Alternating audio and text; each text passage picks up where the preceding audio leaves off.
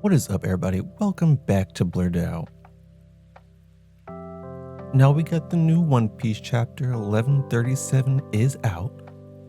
But we also got a little bit of One Piece news, and we'll probably try and cover some seasonals. Now this is a big chapter, so a majority of today's cast might be talking about the chapter. And I also plan on doing a video on my main channel about the chapter and kind of Elbaf in general. But as always, if you have not caught up to the latest chapters or episodes, please know there will be spoilers ahead. Spoilers. First, some really cool news. One Piece is getting a Lego set. So it looks like the One Piece live action, Netflix adaptation, and Lego are doing a collab. Because they released a little promo of Luffy picking up a straw hat. And the promo was backed by the One Piece Netflix collab. So it doesn't seem like this is directly to the manga or the anime, but specifically the Netflix adaptation. So whatever the pieces are going to be, they're going to be early sets of the series, probably somewhere along Arlong Park, probably something with Bratier, probably something along those lines. But really cool because Oda has been really looking forward to this, I guess. This is one of his more personal dreams that he says he's really excited to have. So he seems really hyped about this, which I like a lot. This goes back to what Oda was saying previously, where he was like, I want to expand the horizons of One Piece, basically. Like, I want the playground to be bigger in every way possible. So I like to see whenever he accomplishes that goal just a little bit more. In other news, the current editor for One Piece is stepping down and a new one is taking his place. This will be the 15th editor for One Piece, and it looks like this editor is actually the same person who worked on JJK. Now with the series running as long as One Piece, this is not uncommon, especially because, this is the 15th editor. One Piece has been going for 25 plus years. So we'll see what changes he brings to the table, what experience from JJK he's going to bring over here to spice up One Piece. We'll see. And I can't recall if I mentioned it previously, but One Piece and the Lakers are doing a collab, I believe, next month. So that's something to look out for as well. But that's really all the major One Piece news. If some bigger stuff drops, expect to see it on the main channel. But let's move on to the chapter because it's a good one. So chapter 1137, Shamrock takes the stage. Now the cover story for this is Yamato and Tama. They're invading the Who's Who base. And it just seems like we have headliners giving out some orders. There doesn't seem to be anything specific about this particular panel. Just the fact that they're invading. And I mean, they still have like the Beast Warrior Wano type garb on, so I'm expecting there to be some hierarchy still here of beast pirates. The chapter kicks off at the castle of Elbaf. The name is like Arst Castle. Probably a reference to something I am not aware of, but that is how it looks to be pronounced. And Rhodes says that no one's been here in 14 years. Or at least that's what it's supposed to be. When they get there, they see that the door has been broken and he suspects invaders. Now, I wonder, because he says specifically that no one's been here in 14 years, there were obviously giants who were in this castle. And Rhodes mentions, what happened to the guards. Why are the guards allowed here? Why are they special in being let into this castle? And now it may be just because the guards know the same story that Rhodes has, and we'll discuss that in a little bit about how there are some fishy things going on here, but apparently they do have guards that are allowed to roam the castle. Zoro quickly notes that the break-in is from the inside, so technically no one broke in, they broke out. And Zoro's being very astute in his observations here, because not only does he notice that, they broke out of the doors, He says that the damage is recent. So basically, someone came from inside the castle recently. Now they make their way inside, and Blerd as a giant has never been in the castle, even during the days of King Harold. Due to his history of being relatively disliked and also being part of Hydruden's crew, which we learn later is he's more of a side child than he is an heir. This probably kept Blerd from ever stepping foot here. And as we look at the interior of the castle, we see that it's broken up quite a bit. It's not like absolutely destroyed, which is either a mark to the engineering of Elbaf and like the construction, or evident of some kind of battle, but not necessarily a destructive battle. Because like you see things broken here and there, but it's still relatively intact. And if you imagine two giants fighting, you would think there'd be more damage than what we're seeing here. And Blerd discusses that basically this is what happened when Loki and Harold fought.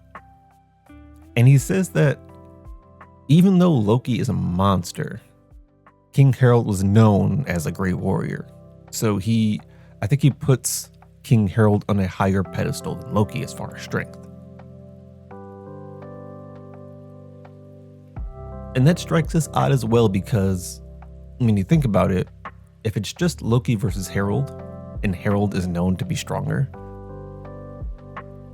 it makes it weird that Loki was the one who had the upper hand here. As they venture further inside, they find a room just full of giant skeletons. And apparently there was about like 100 or so guards that were here in the castle during the day of the fight, and they all got killed. Well, not all, because actually, Jarl did not die. So the only people that made it out of this castle after the fight between King Harold and Loki were Loki and Jarl.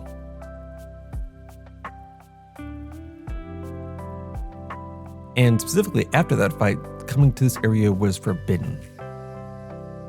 Now, that strikes up more things because how did Jarl end up escaping? Like, why would Loki kill 100 guards, let Jarl live, and then just leave Elbaf? How does that make any sense? Not only that, but how does he kill King Harold with 100 guards, including Jarl here? The odds would be stacked against Loki really hard here. Luffy ends up finding a giant skull that has horns. And apparently there are a lot of giants that had ancient giant warrior blood in them. Very akin to Ors. Little Ors Jr., the ancient giants pretty much. According to Blerd, there are no longer any pure blood members, so there's probably no Ors relatives, because I think technically Little Ors Jr. is dead. I don't think he made it out of Marineford. But some people still have the blood of them, so like they're half-blooded. One of those people being King Harold, seems like he was a half-blood. He even had horns at some point. And we come up to his image. He has a portrait hanging in the castle. And we see that he has scars all over his head from where he had horns, but he ripped them off. So basically he defied his ancient warrior heritage, specifically because he believed that ancient giants were synonymous with war and violence. So basically, if you saw those horns, you would feel like a warmonger was coming to you. So he tore them off in hopes to kind of leave that stigma behind, because he wanted to breed an era of peace. And based on the image, he looks stunningly like Kaido. And Kaido seems to have that type of blood in him. We know that Kaido's an Oni, which can also, bring about a horned race. But it's very possible that Kaido also had ancient giant blood in him. I feel like the hints are there that could be possible. But we won't know unless we see Kaido again. And after the great battle and King Harold was killed, obviously Heidrun did not take it well. Now, because Heidrun is, like I said, basically he's a half-child. He wasn't of royal birth when he was born. In fact, Heidrun's mother comes from a different giant country, so he's kind of seen as an outcast. And the giants are very specific, especially the Elbaf giants are very specific about, who rules. They want to keep it as pure to Elbaf as possible. So Heidrun having mixed blood somewhat makes him ineligible. I'm imagining Loki is a pure-blooded Elbafian and was next in line for the throne, but obviously they have him chained up at the bottom of a tree, so this is why they have no king at the moment. Basically, their two options are the Kingslayer and a half-blood. And we actually get some exposition as to why Rode follows Heidrun. And this is something I was asking a while ago because I was like, everyone hates Rode. Why is he even on the crew? But it seems like Heidrun reached out to him as a kid. Basically, Rode was being picked on all the time, and Heidrun thought he was actually pretty cool. He saw him drawing seed charts, wanted to be friends with him, and that was probably the first and only friend Rode had. So now Rode's like, whatever it is, I want to see Heidrun reach his goal. I want to see him fulfill his dream.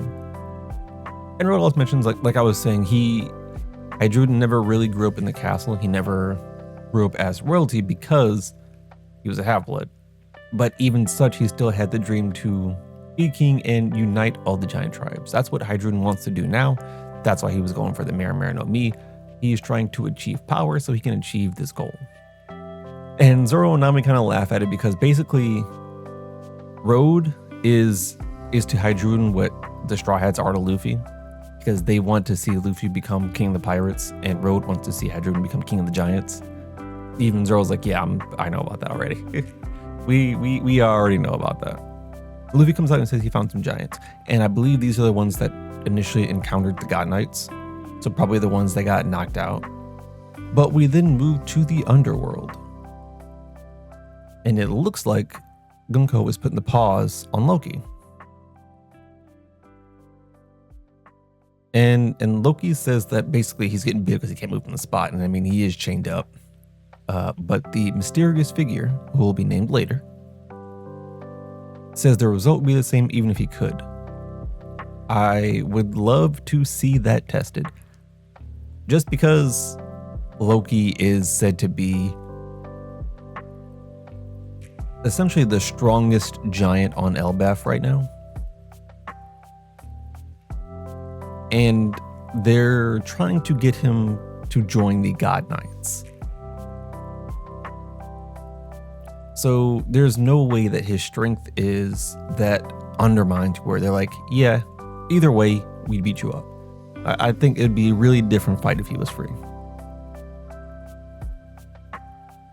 And we get a really interesting look at Gunko's power, because she's apparently an arrow human. And it looks like this ability allows her to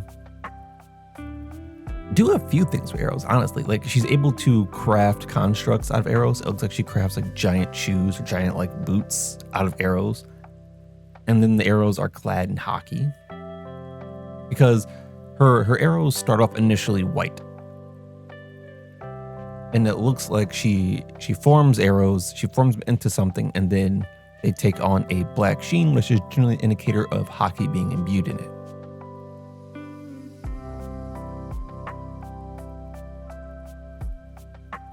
What's interesting also is that she kind of stomps the ground, and an arrow comes out of like this black wispy fire. Now, the black wispy fire is something that we saw basically with these summoning circles. So it seems like this might be an indicator of Emu power, a power given by Emu, similar to what the Gorosei have.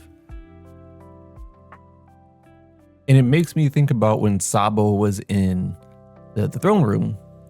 Sabo got pierced with an arrow. And what Gunko said was, or what Gunko is going to say here in a few, is that she basically controls the future of these arrows and that only she can stop wherever they land.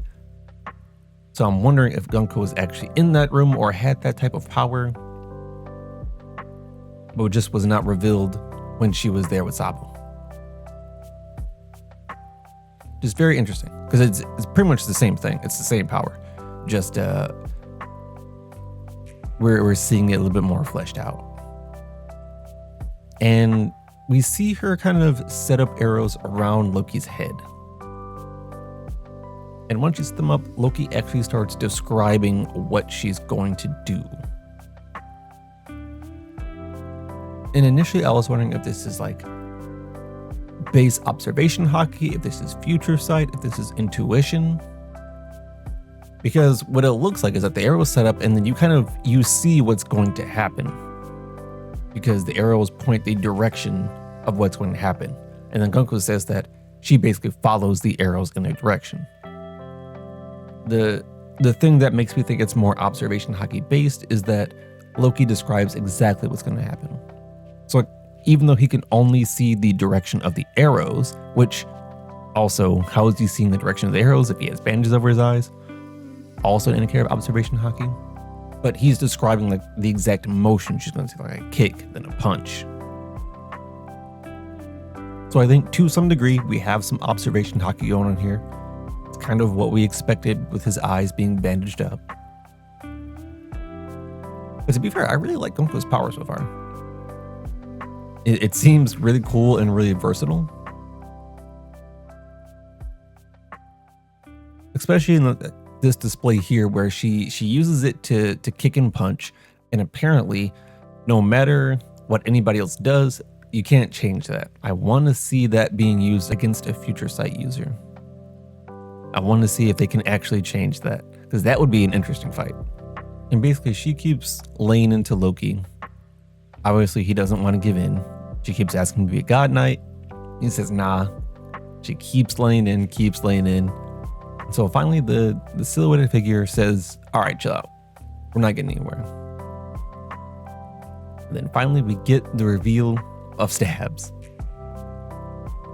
who goes by figurine Shamrock. So we got Garling, we got Shamrock, and we got Shanks. And I include Shanks in that because this person looks exactly like Shanks. There is obviously some kind of familial tie. Somebody's DNA is all over these two because Shamrock and Shanks look exactly the same. If you gave Shanks long hair and an arm, it'd be Shamrock. And his title box says that he is the captain of the Gods Knights, which we expected, and son of Elder Figurlin Garling.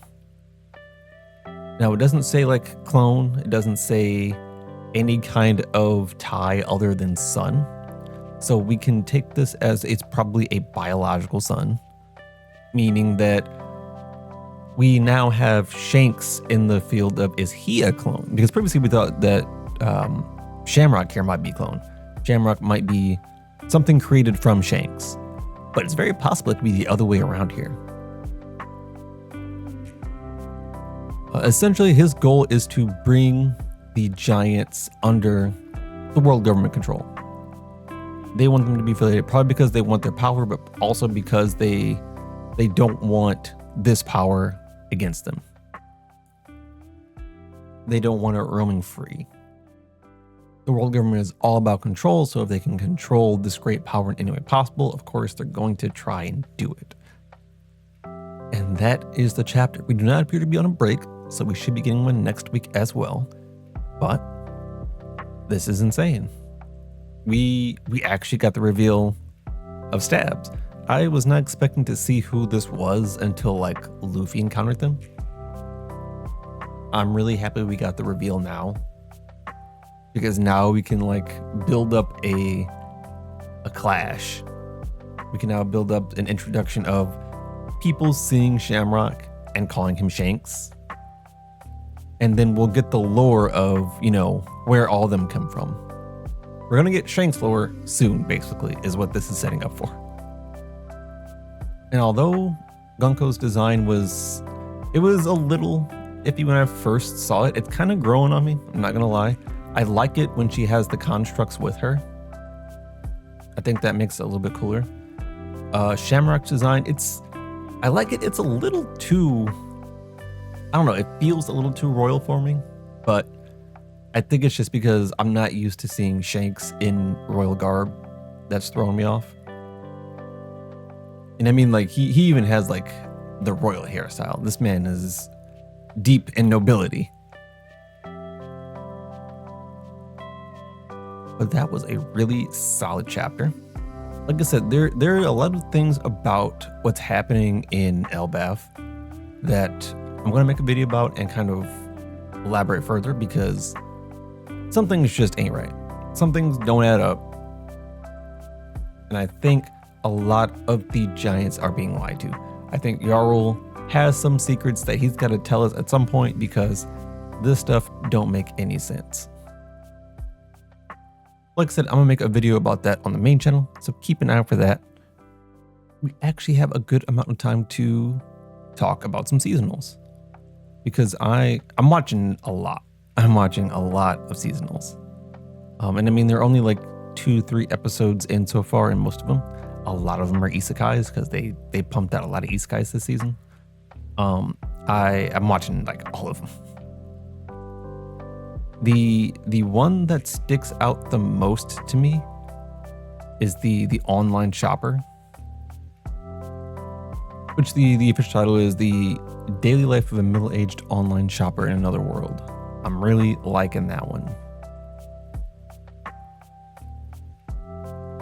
It's just fun. Basically, this guy has the ability to do online shopping, but in this isekai world.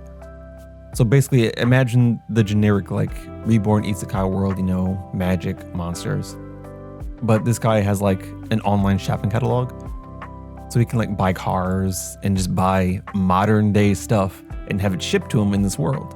And it basically, he has to like get like gas and electricity to make it work. But he can buy all that stuff online. So he just buys everything online and has it shipped to him. That's the entire concept of that. I like it a lot. Another one that I'm really enjoying is The Greatest Alchemist of All Time. Another isekai. He gets summoned into another world, but it was by accident. He kind of got dragged in with the other people who are heroes who's supposed to be summoned. But the goddess gives him a blessing so that he can get used to the world on his own. And basically, he's just a really strong alchemist. He can basically conjure up anything with alchemy. And that's how he gets by. And he's also creating like real world items, putting them here. Very similar to the online shopper. Just instead of online shopping, he's just making them from memory.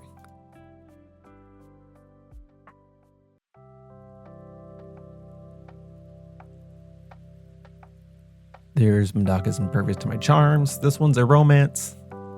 A comedy romance. Very different from the other ones I'm watching, but it's cute. It's cute. I'm rocking with it for now. I'm only like 2-3 episodes in, trying to see where we're going. There is the Worthless Appraiser class. I'm actually the strongest. I'm only 2 episodes in that.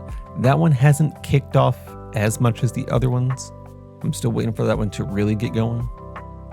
Same with Salaryman Headhunted into Another World. I'm about 2 episodes into that. These are okay. They're not on my higher end of isekais, but I still like the concept enough that I'm gonna keep watching for a little bit. We got Noble on the Brink of Ruin. This one seems like it's gonna be pretty cool, so I'm gonna keep my eye on this. I'm 2 episodes into this one. I like the concept. I like where we're going. I'm going to see how this one plays out. And then we also have Bogus Skill, which is Fruitmaster. That one's another one where I'm like, okay, I like the concept. I want to see where we're going.